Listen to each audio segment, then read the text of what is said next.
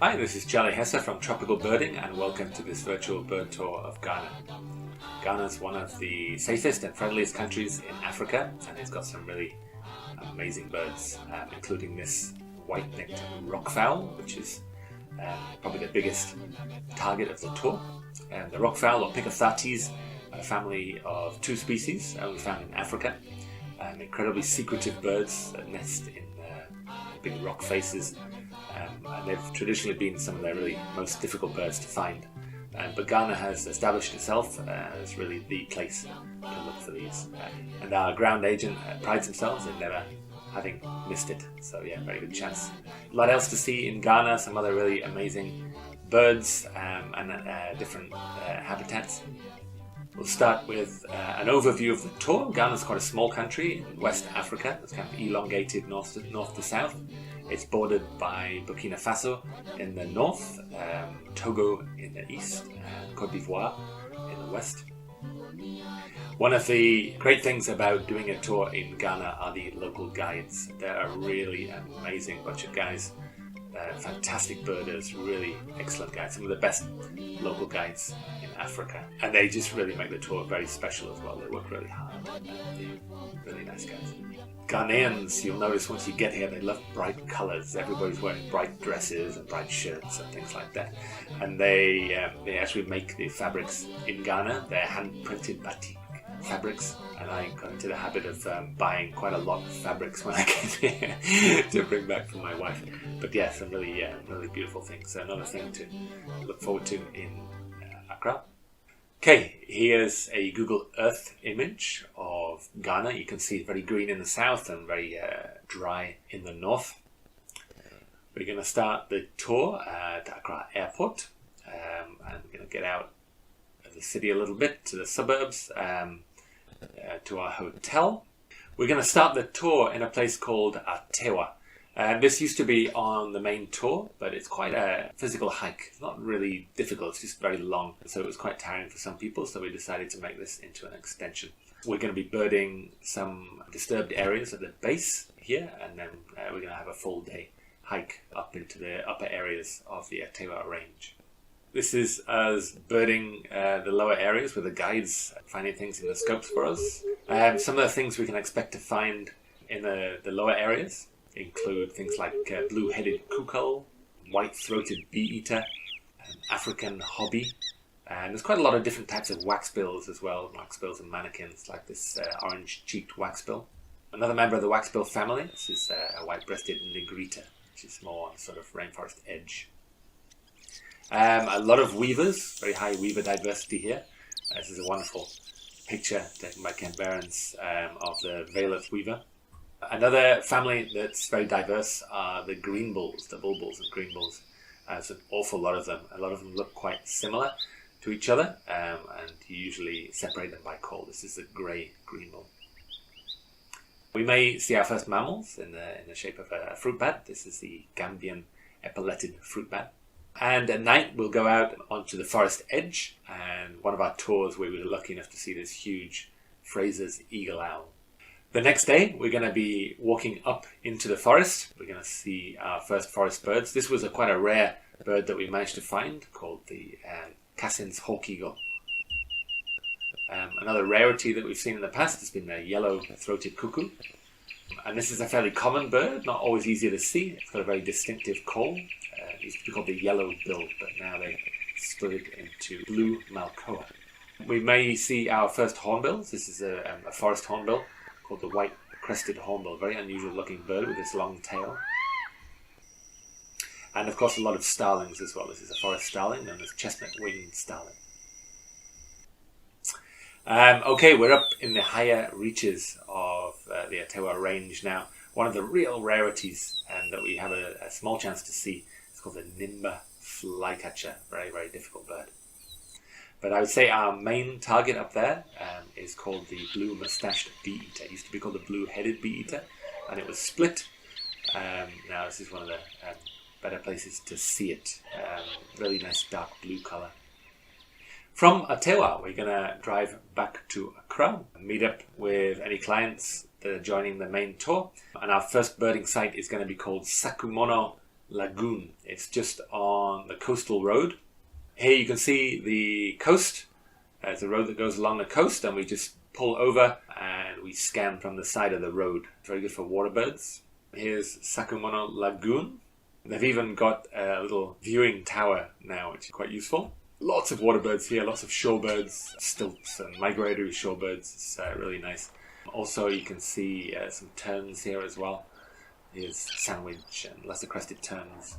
We may also see our first pied kingfishers here. From the coast road, we're going to drive around to the other side of the lagoon, where there's a nice area of scrub and open habitat. Here we're going to look for the Senegal thickney, very unusual nocturnal bird. We sometimes come across day-roosting long-tailed nightjars here. And we should see some other common birds like western plantain eater, green woodhoopoe, very noisy. Another common bird here is the yellow-billed shrike, a very unusual looking shrike, kind of brown streaky plumage with this bright yellow bill. And this is the brown babbler. This is quite a memorable bird for me. It was actually my 5,000th species quite a few years ago now. Some of the smaller birds include Senegal eremomola. Should get our first sunbirds, like this copper sunbird. This is a village weaver building a nest. The next morning, we are going to go and explore an area called the Shai Hills. This is our next birding site. It's an area of low hills, just outside of Accra, surrounded by nice Guinea savanna. This is what the habitat looks like there. It's very open, grassy, little dotted small trees. And there are the hills in the background. They're made up of big rocks and boulders covered with trees and bushes. This is one of the most famous residents. It's called the cob. It's a type of very beautiful antelope. We may also see olive baboons here. As far as birds go, this is one of our big targets called the stone partridge. We'll be birding around the edge of the rocks looking for these. They've got a very distinctive call. Very unusual bird. They actually moved from the old world partridges and pheasants family and into the new world partridges, so that's a very strange thing. Some of the birds we're going to be looking for include Violaceous turco, and when they fly they show these beautiful red feathers, very unique thing of turcos, and they actually got a unique pigment in nature called turresin, a copper-based pigment. Another target here is a blue-bellied roller. Fairly sedate colours when it's perched, but when it flies it's got this beautiful deep blue and pale blue patches in the wings. In the south there's mainly sort of rainforest, humid rainforest, but there's a few patches of these savannas, and you get some of the birds that are otherwise only found in the north, like this bearded barbet. Another bird we might see is a white helmet shrike. This local race here has got a very large crest.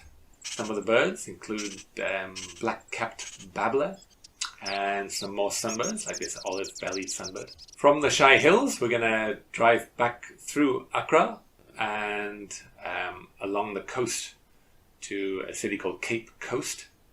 Some nice beaches along here. There's also a very famous castle, quite a dark history in the slave trade. It was built in the 17th and 18th centuries as like a slave trading post. We're going to be having lunch just here, and it's nice to escape the heat, and there's a nice ocean breeze here. It's got a very sort of laid-back atmosphere here, with everybody sort of hanging around, sleeping under trees, and just get these local salespeople as well, carrying things around on their head. We don't see a lot of birds here, but we should see plenty of yellow-billed kites floating around. Our guide actually lives here, and he introduced us to his wife when we went through. Interestingly, he also introduced me to his baby, who was on his wife's back there. And he told me her name, and it didn't sound a very African name. And a while later, I met a friend of my wife, and she said when she was in Ghana, she got on so well with the guide that he named his daughter after her. So it was actually the same person, so it's quite a small world. From Cape Coast, we're going to drive north to Kakum National Park, really nice area of rainforest. The rainforest is never an easy habitat to bird. Down below, it's very dark and difficult to see, and skulking birds, and up in the, things are so high up in the canopy that it's difficult to see them. So we're very lucky here to have a canopy walkway. It's one of the longest ones in Africa, I think, and it's a wonderful place to bird. Here's a little panoramic view of the platform up there. We do most of our birding from the platform itself, and then we use these walkways to access the other platforms. But yeah, really great place to bird. It's very good for hornbills and different things. This is me taking a selfie from the tower with a local guide and some clients. So it's quite high up, but it's very well made and it's very secure. You walk on these planks which have these little walls of nets on each side, so you sort of hold the ropes as you walk along, so they're very safe. It's usually pretty quiet up there, but sometimes you'll get a school group coming through, but they pass through pretty quickly. We'll spend quite a while out on these platforms. Some of the things we might see include monkeys. You get this lesser spot-nosed monkey. I've never actually seen this one here, but my boss did a tour there recently, and he photographed this long-tailed pangolin. It's like an arboreal pangolin. Some of the birds we might see, there's 6 species of hornbills present here. This is the smallest of them. It's called the black dwarf hornbill, and they'll actually perch on these wires sometimes. Another one is the African pied hornbill. Good place for raptors as well. This is a very rare raptor called the Congo serpent eagle. Another bird using the structure here is velvet-mantled drongo. There's lots of canopy birds. This is a very localized one, very special one called Sharp's palus. It's a West African endemic. And some other canopy species like this green hylia. And there's also quite a few forest weavers as well. This is the yellow-mantled weaver and the Pruce's golden weaver. And sometimes we also get flocking species coming through. This is the Sabine's puffback type of bush shrike. We're going to move down into the understory, very dark down here. Very challenging birding. The light's tricky, and a lot of very, very skulky birds. So it's a real challenge, but there's some quite nice birds down there. This is one of the birds that we might see, the western bearded greenbull. There's an awful lot of different greenbulls. Best way to tell them apart is by their calls, and the local guides are very knowledgeable about bird calls. Another bird we might see is a grey-throated tipped flycatcher. It's not all birds. Sometimes we find some interesting reptiles as well, like this West African leaf viper. And afterwards we'll head back to the entrance where there's a little gift shop selling these beautiful colourful dresses and bags. And there's usually a few common agamas scurrying around. We may also come back at night to look for owls. One year we had this very rare owl called the Kakum eagle owl. It's a really special bird. That's our birding at Kakum in the primary forest there. Next we're going to go to an area nearby called Ebekaupa. This is very disturbed habitat. It's plantations, little remnant patches of forest and dotted trees. A lot of agriculture there, but we've probably been struggling to see a lot of birds at Kakum. But when you get out here in the farm bush, as they call it, it's just full of birds. There's birds everywhere. It's amazing. Okay, this is us starting to bird the farm bush. It's these banana trees and palm trees. This is often where we come in contact with local people, which is always interesting. Just living their daily lives. This is people harvesting cassava here. And then we're kind of walking past their houses, and everybody's very friendly. Some lady, processing some palm oil from the oil palm seeds. And they also grow cacao here for producing chocolate. And the guide was just breaking one open, showing us that you can actually eat the fruits inside. Some of the birds we might see along here are things like grey kestrel, very rare raptor in this area called the long-tailed hawk. Here you can see it in flight. Another raptor we might see, the red-chested goshawk. There's quite a few bee-eaters available on this tour. This is one of my favourites called the black bee-eater. Mainly black plumage with this sort of electric blue rump and streaks and this nice red throat. Another bee-eater we often see in the farm bush is a rosy bee-eater, but they're almost always just flying over. In some little remnant patches of forest here, we're going to be looking for this very rare bird, the white-spotted flufftail. And those that have birded in Africa before might know how difficult flufftails are to see, but they're really, really tricky, but we do have a good chance. Another interesting family here, it's a Nicota, the western Nicota, and these are also in their own family. Good one for family listers. And some other nice birds like blue cuckoo shrike, and of course more sunbirds like this splendid sunbird.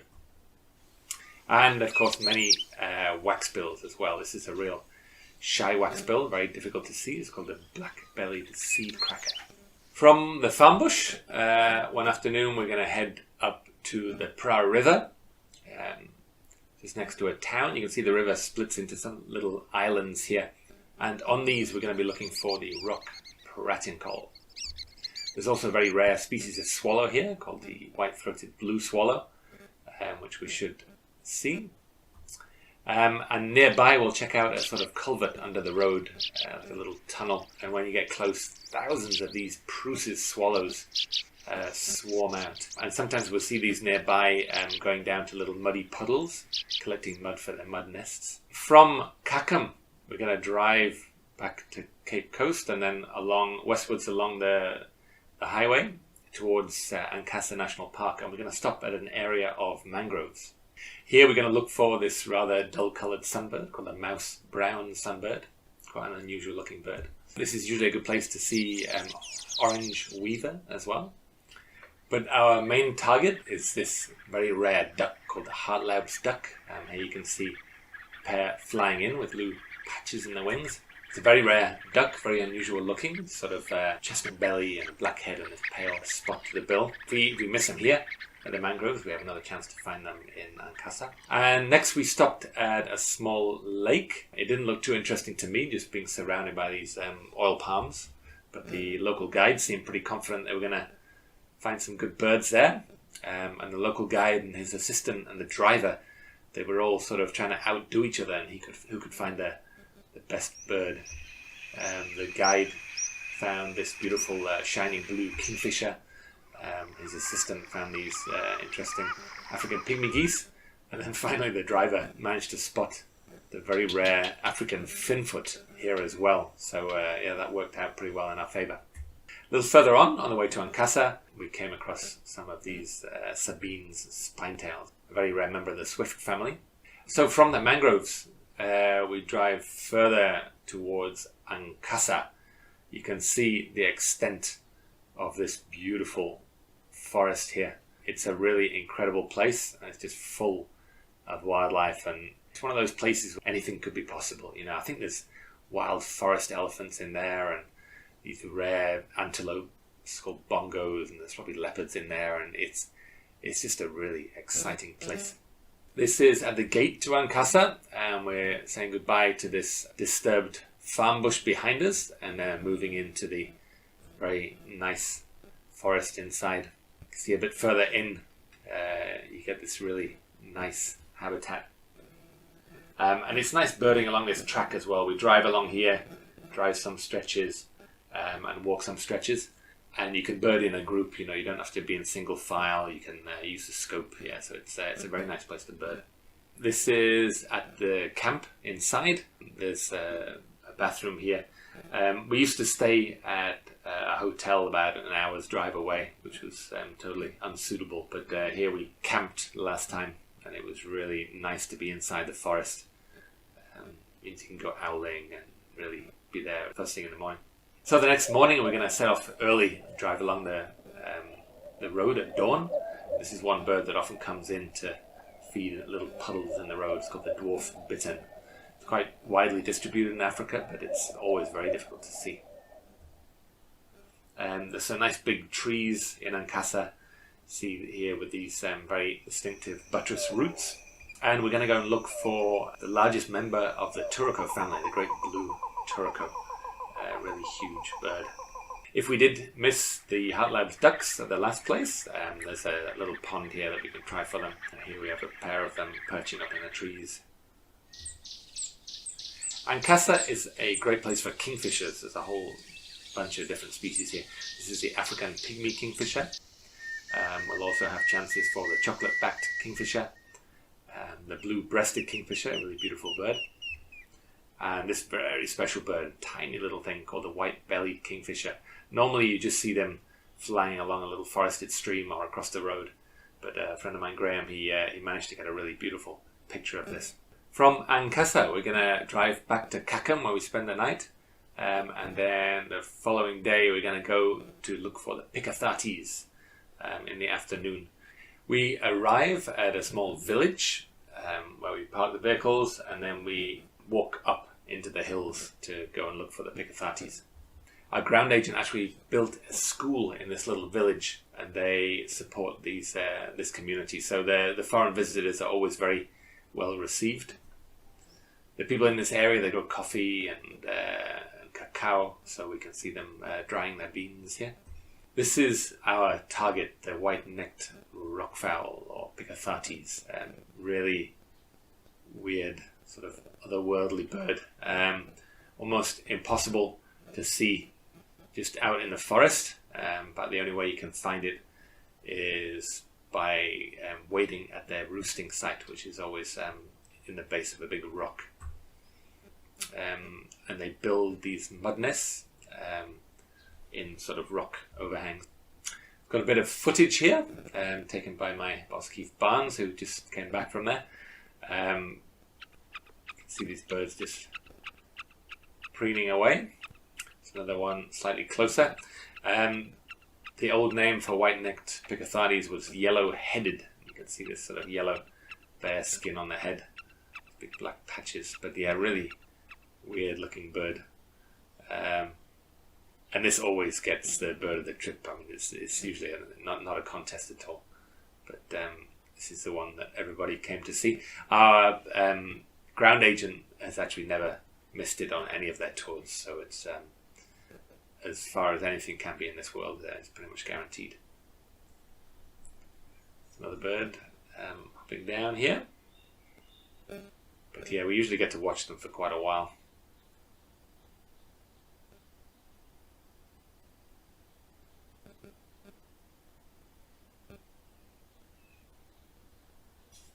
We usually just go and look for the Picathartes. Anything else we see is a bonus. But one bird we do often see, especially on the way back in the late afternoon, early evening, is the rufous-sided broadbill, which often get quite active then, doing their little flight displays and vocalizing. And this, of course, is another interesting family, African broadbills. After seeing the Picathartes, we've got a bit of a drive up to the city of Kumasi, and we're probably going to be getting in quite late in the evening, so we just stay one night there. The next morning, we're going to be heading to the Bobiri Butterfly Reserve, and this is our main target here, the red-billed dwarf hornbill. You should have seen the black dwarf already. Quite a rare bird, but it's a good place to see it. And a lot of other rainforest birds here. This is pretty much our last rainforest birding of the trip, so with last chance to pick up a few extra birds. This is the hairy-breasted barbet. We may see the blue-throated roller here, very rare bird, the red-chested owlet, yellow-browed Cameroptera, and another Cameroptera, the olive-green Cameroptera. And also we might see the chestnut-capped flycatcher. Should be some weaver species there as well. This is a type of forest weaver called the red-headed malimbe. And another waxbill species called the chestnut-breasted negrita. Of course, it's a butterfly sanctuary, so yeah, we should see a lot of butterflies as well. Ghana is absolutely fantastic for butterflies. You could actually just do a butterfly tour on its own, but we often do a little bit of butterflying during the day when it's a bit hot to bird. This is the monarch, African monarch butterfly. Got different species of swordtails. And this is a beautiful one called the red glider. It's actually landed on someone's hat there. Okay, now we have a long drive to the north. And our next site is called Mole National Park. The way in, the road in to Mole is quite interesting. It's usually pretty full of birds, so we usually make a few birding stops on the way. See, it's quite sort of different habitat to what we've experienced so far. And we should arrive here at the Mole Motel, where we're going to be staying for the next 3 nights. There's great birding just outside the rooms. Here's a little viewpoint. And from here, you can see these are our rooms just right here. And there's a restaurant and a pool over there. And then we've got a view down on the big waterhole down below where often elephants can be seen. And up here in these trees is also fantastic birding usually. Down below we can see these elephants. Mole's got quite a healthy population of elephants. And often we can get fairly close to them. You can see we've got an armed guard there with us at all times. It's even our driver, I think, taking a little picture of himself. We might also see some more olive baboons and maybe a new monkey, a Calfrix monkey. This is the sort of habitat we're going to be birding inside Mole, sort of long dry grass and low bushes and trees. And some of the birds that we might find are the helmeted guinea fowl. The one in this area, of course, has not much of a helmet. We should see a few francolins, like this double-spurred francolin and the white-throated francolin, usually found around the airstrip. And it's also good for raptors, like this bateleur. And here's a grasshopper buzzard. In the past, this was a very good tour to see Pell's fishing owl. We actually called the tour Picathartes and Pells at one point, but that particular roosting bird seemed to move, and then it got a little bit more difficult, but they are still occasionally seen. Here is another bird we're going to be looking for at night. It's called the standard winged nightjar. Really incredible bird. Just the body itself just looks like any other nightjar, but then it has these ridiculously long feathers coming out of its wings. We had one perched up on a little post once with the long feathers hanging down. And sometimes we'll see them flying around and they hold their standards up in the air. It's a really amazing thing to see, really one of the top birds in Africa. We may come across 1 or 2 mammals at night as well, like this common genet. And maybe even an interesting reptile, like this African fat-tailed gecko. The next morning we're going to go and look at some more open, dry areas where we might find Denham's bustard and this very unusual plover called the Forbes plover. It looks very similar to a 3-banded plover, but it has a very restricted habitat preference. We may see more bearded barbets, which we saw down in the south, and other bee-eaters like this red-throated bee-eater. I personally love this beautiful blue colour under the tails, like purpley blue. Really beautiful birds. Some other colourful birds we might find, like common gonolek, and some more dull-coloured ones like this mustached grassbird. It's one of the birds that sometimes we see outside our rooms, the African blue flycatcher. And of course more sunbirds. This is a pygmy sunbird with these very long tail feathers and a beautiful scarlet-chested sunbird. And we should see a few different species of waxbills as well, like this common red-cheeked cordon bleu. From Mole, we're going to head further north, and we may stop at a little lake near the town of Nassia. We just stop along the road here, and we're going to walk down and go and bird around this small lake. This is one of the birds we're going to look for, the African pygmy goose, which you may have seen already, and maybe get African jacana. This is a bird that becomes very common up here, the red-chested swallow. And we may see some more grasshopper buzzards, which are also very common in this area. And also there's a very unusual corvid called a piak-piak, which hangs around cattle. Might see some different waxbills, like this African silverbill. This is a big target here, the quailfinch. Often when we walk around down below, we'll flush them up, but sometimes we get to see them on the ground as well. And from Nassia, we're going to drive north to the Tongo Hills. This is a very dry area of big hills, and then there's these lower little piles of big rocks. Very interesting scenery. And there's a few interesting birds that we can see around here. The very suitably named rock-loving cisticola. Another bird we often see is the fox kestrel. From the Tongo Hills, we're going to head to our next birding site the next morning, which is the Tono Dam, which has really good birding. Very open habitat here, but it's just alive with birds, and some really good ones. There's usually quite a few locals around here. You can see a couple of local boys with their donkey.